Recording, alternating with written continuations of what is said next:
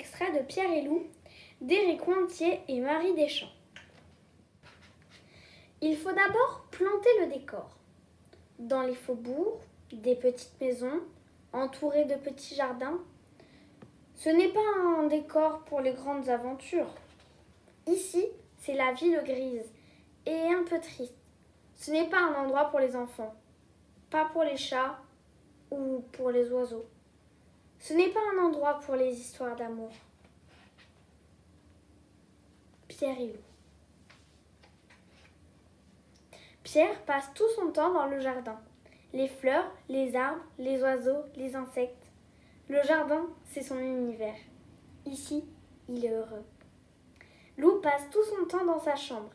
Elle y dessine, elle y rêve, y pleure, y rit, s'y ennuie. Sa chambre, c'est son univers. Ici, elle cesse d'être transparente. Pierre est un solitaire. Il aime le silence, le bruit du vent, le chant des oiseaux. La foule est bruyante. Il la fuit.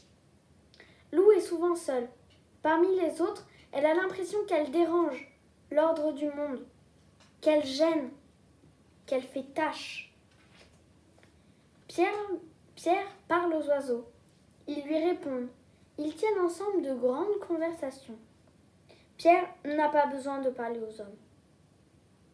Loup dessine, tout le temps, et plutôt bien. Elle ne montre ses dessins à personne.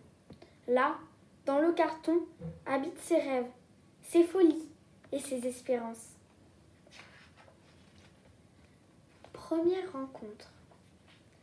La première fois que Pierre a vu Loup, c'est à l'arrêt de bus de la rue de Lappe. Le même jour, au même endroit, il a fait la connaissance d'un jeune frêne sympathique, gracile et frêle. « Bonjour, frêne, dit Pierre. » Mais déjà, ce n'était plus l'arbre qui l'intéresse. Elle vient de descendre du bus, son carton à dessin sous le bras. Pierre a une étrange sensation dans la poitrine. Toutes les pensées de Pierre vont vers cette fille qui s'éloigne déjà dans la rue. C'est donc ça, un coup de foudre, se dit le frêne en frissonnant. Pierre a décidé de la suivre. Il reste à bonne distance, il se cache derrière chaque réverbère, chaque coin de mur. Il ne voudrait pas qu'elle se retourne et qu'elle le voie.